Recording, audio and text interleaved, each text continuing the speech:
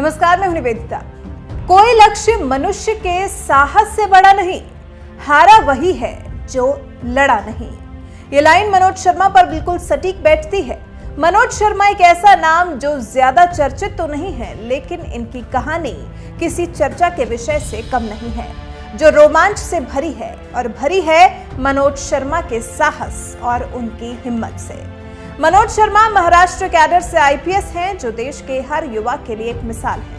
हारी हुई बाजी को कैसे जीता जाए, ये इसकी मिसाल है। सक्सेस का असली मतलब बताने वाले मनोज शर्मा, जिनके जीवन पर बीते महीने उन्हीं के साथी और जीएसटी के डिप्टी कमिश्नर अनुराग पाठक ने एक किताब लिखी, जिसका शीर्षक है 12th फेल, हारा वही जो लड़ा नहीं। इस किताब में मनोज शर्मा की जिंदगी का हर वो संघर्ष दर्ज है जो एक आम इंसान को तोड़ देता है, उसे इतना कमजोर बना देता है कि सोचने और समझने की हालत भी नहीं रहती। लेकिन मनोज शर्मा अपनी गर्लफ्रेंड के एक वादे पर ऐसा यू टर्न ले बैठे कि एक 12वीं फेल हारा हुआ सा लड़का आईपीएस बन गया। आइए जानें मनोज शर्मा की सफलता की कहानी, जो हर किसी के लिए एक मिसाल है।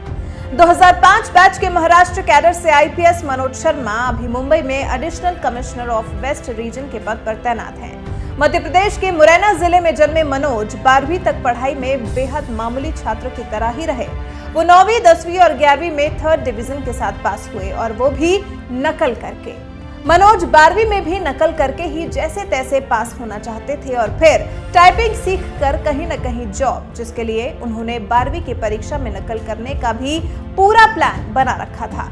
लेकिन एसडीएम ने स्कूल में सख्ती बढ़ा रखी थी, तो वो नकल भी नहीं कर पाए और फेल हो गए। लेकिन एसडीएम की पावर को देखकर मनोज के मन में ऐसा ही पावरफुल इंसान बनने का ख्याल आया।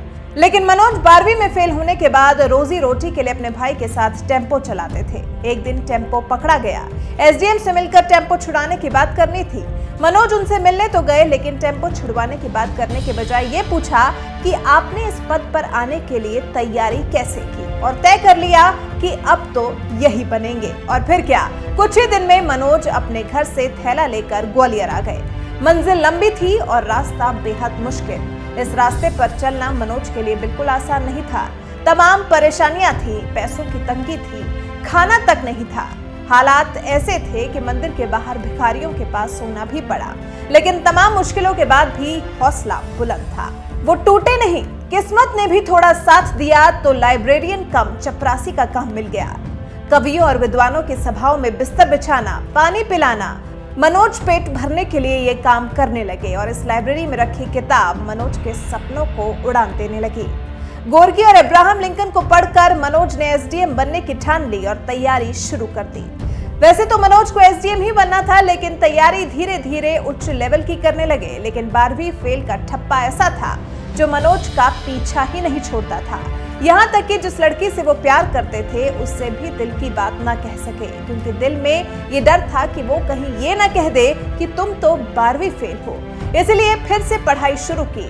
संघर्ष करके दिल्ली पहुंच गए, और फिर पैसों की जरूरत ने बड़े घरों में कुत्ते टहलाने का काम दिला दिया, जिसके लिए मनोज को 400 रुपए प्रति कुत्ता खर्च मिलता था।